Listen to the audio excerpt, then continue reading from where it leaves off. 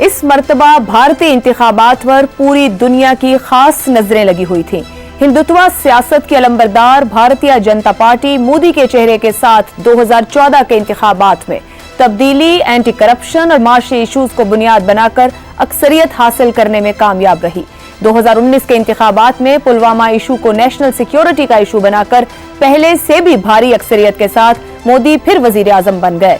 दूसरे दौर में मोदी हुकूमत की तरफ से आर्टिकल 370 के खात्मे और शहरियत तरमीमी कानून जैसे इंतहाई मुतनाज़े मामलात सामने आए, जबकि मोदी के दूसरे दौर में ही इंतहाई मुतनाज़े ज़रई कवानीन भी सामने आए, जिन्हें किसानों के भरपूर एहतजाज के बाद वापस लिया गया। अब 2024 के इंतखाबात का नकारा बजा तो मोदी के हामी गोदी मीडिया ने मोदी के ईमा पर अब की बार 400 के पार का नारा बुलंद कर दिया। मोदी ने इंतखाबी मुहिम के दौरान खुलकर एंटी मुस्लिम कार्ड भी खेला, कांग्रेस के मंशूर को मुस्लिम लीग के मंशूर से तशबीह दी, भारतीय मुसलमानों के लिए ज्यादा बच्चे पैदा करने वाले घुसपैठियों की इस्तिलाह इस्तेमाल की गई। हिंदू वोटर्स में खौफ पैदा करने के लिए यह तक कहा गया कि कांग्रेस पार्टी उनकी जायदादें, हत्ता के औरतों के मंगलसूत्र भी छीन लेगी। मोदी ने इस साल जनवरी में अयोध्या में राम मंदिर के इफ्तिताह का भरपूर सियासी इस्तेमाल किया। हिंदू आबादी के जज्बात भड़काने के लिए यह कहा गया कि 500 साल से राम टेंट में थे, मोदी उनको मंदिर में वापस लाए हैं। मोदी ने अपने दौर में मीडिया के साथ साथ ईडी, इलेक्शन कमीशन और आला अदलिया के जजेस को भी अपने साथ मिलाकर मुखालिफिन के खिलाफ इस्तेमाल किया। लोकसभा में 100 से ज्यादा मुखालिफ अरकान को असेंबली से बाहर का रास्ता दिखाया। दिल्ली के वजीर आला अरविंद केजरीवाल को गिरफ्तार करवाया। एनसीपी और शिवसेना, उद्धव ठाकरे जैसे मुखालिफ पार्टियों को उनके सियासी निशान से भी महरूम किया और फिर इंतखाबी नताइज से 2 दिन पहले एग्जिट पोल्स जारी करवाए, जिनमें बीजेपी यानी एनडीए को 543 में से 370 से लेकर 400 तक की नशस्तें दे दी गई। मगर जब 4 जून को नतीजा आया तो मोदी की बीजेपी 272 के मैजिक फिगर तक पहुंचने में भी नाकाम रही। उत्तर प्रदेश जैसी रियासत जो हिंदुत्व सियासत में बीजेपी का अहम गढ़ रही है, उस रियासत की 80 सीटों में अक्सरियत हासिल करने में नाकाम रही। यूपी में राम मंदिर अयोध्या की फैजाबाद नशिस्त में भी बीजेपी को शिकस्त का सामना करना पड़ा। अब एनडीए के पास मतलूबा अक्सरियत तो है, मगर अहम सवाल यही है कि जनता दल यूनाइटेड और तेलुगु देशम पार्टी जैसी सेक्युलर सियासत करने वाली जमातों की बेसाखियों पर खड़ी बीजेपी हुकूमत अपने अज़ाइम पूरा करने में कामयाब हो पाएगी। भारत के इंतखाबात, इनके नताइज और मोदी का मुस्तकबिल, इसी पर स्ट्रेट टॉक में गुफ्तगू करेंगे। पैनल में हमारे साथ हैं शहजाद चौधरी, नुसरत जावेद, जैगम खान और इफ्तिखार अहमद। आप चारों के लिए प्रोग्राम का पहला सवाल। मोदी सादा अक्सरियत हासिल करने में नाकाम, इत्तेहादी जमातों पर इन्हिसार। क्या भारतीय अवाम ने मोदी के हिंदू रियासती बयानिए को मानने से इनकार कर दिया? शहजाद साहब, जो नताइज सामने आए हैं, मोदी जहां खड़े हैं और जो ख्वाब थे, किस तरीके से रीड कर रहे हैं? क्या अवाम ने जवाब दिया है? देखिए, मैं समझता हूं कि जिस तरह हमने अपने सवाल की बुनियाद की है ना, कि ये जो हिंदुत्व की जो तहरीक या जो एक फिजा पैदा हुई भारत में, शायद उसका एक असर है जिसकी वजह से मोदी को सीटें कम मिली। इसके बावजूद मोदी गवर्नमेंट बनाने जा रहा है, चाहे कोलिशन गवर्नमेंट होगी, बिल्कुल बात सही है। मेरे ख्याल में 2 और फैक्टर्स हैं जिनको हमें ख्याल में रखना चाहिए। एक ये है एंटी इनकम्बेंसी फैक्टर, यानी बेशक के मोदी के दौर में भारत को पजीराई दुनिया भर में बहुत ज्यादा मिली। भारत ने मुआशी तरक्की बहुत मजबूती से और बहुत बेहतर अंदाज से की।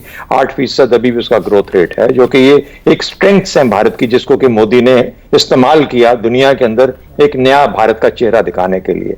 और ये भी हकीकत है कि भारत के अंदर जो हिंदुत्व की तहरीक थी, उसकी वजह से एक ऐसी फजा पैदा हो गई जहां पर कि अक़लियतों का वहां पर सांस लेना भी दूभर हो गया। ये तो हकायक है, लेकिन इन हकायक को इस्तेमाल कैसे किया गया वो भी हमारे सामने आना चाहिए। और उसके लिए एंटी इनकम्बेंसी फैक्टर, 10 साल एक इंसान रहा, उसके खिलाफ इतना मवाद जमा हो जाता है कि करप्शन की बातें हैं, अडानी ग्रुप के बारे में बातें हैं, तो वो चीजें मिल मिला के एक ऐसा मिजाज पैदा कर देती हैं अवाम के अंदर कि शायद ये आदमी अब टेकन फॉर ग्रांटेड कर रहा है, यानी ये चीजों को ज्यादा बढ़ावा दे के आगे अज्यूम कर रहा है कि शायद यही अब अवतार है, जिस तरह आपने कहा। दूसरी बात, मेरा ख्याल है जो इंडिया, इसका ऑपोजिशन अलायंस था, इंडिया अलायंस, उसके अंदर पहले से ज्यादा तहरीक नजर आई। और उसकी वजह भी ये थी कि एक इतना लंबा दौर 10 साल का जिसमें मोदी ने भारत की हद तक, भारत के लिए और भारत के इंटरेस्ट के लिए काफी एक पुरअसर किस्म की लीडरशिप दिखाई और बेहतर तौर पे आगे लेके चला, लेकिन अंदर खाने जो मामला जिस तरीके से बढ़ रहे थे उसके ऊपर एक रिएक्शन जरूर आना बाकी था।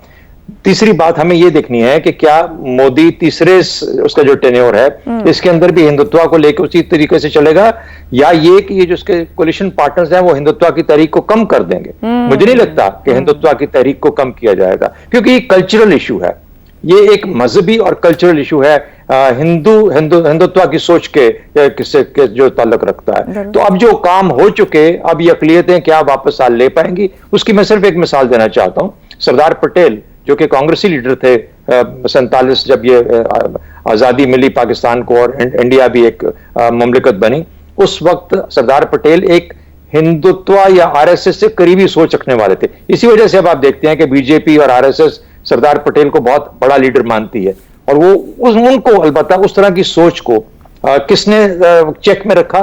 नेहरू की प्रोक्लेम्ड लिबरलिज्म ने, वो लिबरल था, लिबरल सोच रखता था, और नेहरू ने 17 साल जो पहले 17 साल भारत के वज़ारत उज़्मा की वज़ीर आज़म रहा, लीडरशिप दिखाई, उसने उस सोच को चेक में रखा। इसलिए हिंदुत्व या हिंदू कल्चर का वो पहलू जो कि शायद हम तारीखी तौर पर देखते हैं और जिनकी वो मुख्तलिफ किस्म की रवायतें हैं, उसको हमें उस तरीके से पनपते नहीं देखा जो कि आपने इस दौर में देखा, मोदी के दौर में। तो मुझे नहीं लगता कि ये कल्चर वापस होगा। और एक और छोटी सी बात बता दूं, जिस जब ये 370 का मामला आया तो उस वक्त राज्यसभा में बीजेपी की 2/3 मेजॉरिटी नहीं थी, बिल्कुल नहीं थी। और अगर राज्यसभा चाहती तो लोकसभा का पास किया हुआ बिल 370 के बारे में रोक सकती थी, लेकिन भारतीय सोच ऐसी थी कि 370 को खत्म होना चाहिए। इसलिए कुछ चीजों के ऊपर ये कौम यकजा हो जाती है, और मेरे ख्याल में उसमें हिंदुत्व की किसी हद तक झलक है, और एक बहुत बड़ी लिबरल एक और मूवमेंट चाहिए होगी इस चीज को करेक्ट करने के लिए, जो कि सालों पे और दहाइयों पे मुहित हो सकती है। ठीक हो गया। सर जावेद साहब, आपने तो ऑन ग्राउंड इलेक्शंस भी वहां के कवर किए हैं, और अभी अपने इलेक्शन के ऊपर भी जो कुछ कहा हमने सामने होते देखा। ये मोदी का जो ख्वाब 400 के पार था वो तो अधूरा रह गया,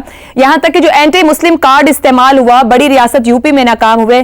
क्या सेक्युलर सियासत की जीत हुई है वहां पर?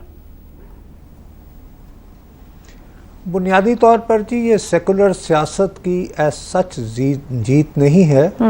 अमेरिका में जब ग्रेट डिप्रेशन के बाद जब इलेक्शन होते थे तो अमेरिकी सदारती उम्मीदवार जो ये कहता था कि read my lips is the economy stupid, तो प्राइमरीली ये हिंदुत्व की शिकस्त तो नहीं है, बेसिकली ये है कि मोदी साहब के दौर में उनकी गोदी में बैठे हुए जो सेठ हैं अडानी साहब जैसे, उन लोगों ने बेपनाह तरक्की की है, और अंबानी की जिस अंदाज में शादियां हुई हैं और ये असराफ जो है, इसने गरीब आदमी को ये सोचने पर मजबूर किया कि यार तू तो हमारे जैसा था, तुम तो ये कहते रहे कि मैं चाय बेचने वाला हूँ, तुम तो ये कहते थे कि भारत के ऊपर मौरूसी सियासत मुसल्लत है, बड़ी हकारत से आप राहुल गांधी को शहजादा कह के यानी पुकारते हो।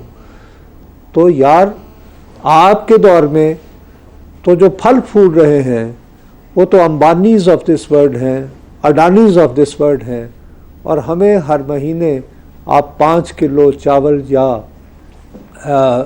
गंदुम बेचकर ये समझते हो जैसे हम पे आपने बहुत ज़्यादा एहसान किया है। एक आपको छोटा सा फिगर बताता हूँ कि 73% जो इंडियन है, 73% जी, वो या तो स्कूल ही कभी नहीं गए हैं, और अगर गए भी हैं तो वो मिडिल से 9th में नहीं गए हैं। इतना ह्यूज नंबर है कि who are deprived of education. उसके बाद किसान जो है वो अपने आप को अबेंडन्ड महसूस कर रहा है, और थोड़ा सा जो है मैं हाथ बांधते हुए ये ज़रूर इल्तजा करूँगा कि हमें किसी भी मज़हब के बारे में बात करते हुए बहुत एहतियात से काम लेना होता है। हिंदुइज़्म जो है जी उसके मुख्तलिफ शेड्स हैं, और हर तरह के शेड्स में आपको इंतहा पसंदी भी मिलती है। लेकिन मोदी साहब का जो हिंदू एक्सट्रीमिज़म है ये बेसिकली वादिये गंगो जमन से कनेक्टेड है। जहाँ पे राम और राम मंदिर की तजदीद और ये और वो, उसके मुकाबले में तमिलनाडु में जैसे गणेश इज़ मोर पॉपुलर, मोर उनकी और तरह का शेड है। वेस्ट बंगाल में जैसे बड़ी मशहूर काली माता। तो व्हाट आई वांट टू से इज़ कि वादिये गंगो जमन जो है उसका हिंदुत्व, उसको मोदी जो है वो पूरे भारत में स्प्रेड नहीं कर सकता। ये मजबूरी है एक ऐसे माशरे में जहाँ पर के सुबह का राग और हो, सेपहर का राग और हो, मल्हार का राग और हो, वहाँ पे आप एक नज़रिया बना कर के जी सबकी ज़बान यानी हिंदी होगी और एक ख़ास पर्टिकुलर वर्जन ऑफ हिंदुइज़्म जो है वो हम सारे हिंदुस्तान में फैला दें, ये मुमकिन ही नहीं था। और तीसरी बात आखिरी जो मैं ये कहूँगा कि बुनियादी सबसे ज़्यादा की फैक्टर ये हुआ कि मोदी को उसका गरूर भी आया है कि ही टुक फॉर ग्रांटेड कि जो हिंदी बेल्ट है और स्पेशली उसका जो मरकज़ है यूपी, उसने कहा वो तो मैं जीता ही हुआ हूँ। जैसे हमारे यहाँ मुस्लिम लीग नून ने ये कर लिया था, एक तो साड़ी गल हो गई है, दूसरा पंजाब ने हमसे कहाँ जाना है। सो ही टुक यूपी फॉर ग्रांटेड। और यूपी में जो है अखिलेश यादव ने बहुत ज़्यादा फोकस्ड एक कैंपेन की और उस कैंपेन को जी बहुत बड़ा सहारा दिया उसने प्रियंका गांधी ने। और प्रियंका गांधी जो है वो बिल्कुल घरेलू औरतों की तरह आम कपड़े पहनकर लोगों में कॉर्नर मीटिंग्स वो करती रही है। और उसने और अखिलेश यादव के जो कोऑर्डिनेशन जो है उसने बेसिकली यूपी इनसे छीना है और इसको कोई गोदी मीडिया का बंदा देख ना पाया। सिर्फ एक बंदा था योगेंद्र यादव जो बुनियादी तौर पर एक सोशल साइंटिस्ट है, उसने दिल्ली छोड़कर यूपी का ट्रिप लगाया। तो जब मैंने उससे सुना था कि बीजेपी जो है वो फैजाबाद की सीट यानी जहाँ पे अयोध्या है और जहाँ पे राम मंदिर बनाया गया है वो भी हार रही है, तो आप यकीन माने मैंने समझा कि ये आदमी बावला हो गया है। अच्छा। और आज भारत का तमाम तर जो मेन स्ट्रीम मीडिया है वो उससे 5 या 10 मिनट लेने को बेताब है योगेंद्र यादव। आई विश कि there would have been other people जिन्होंने ये एंटिसिपेट जिसको ये रीड किया होता।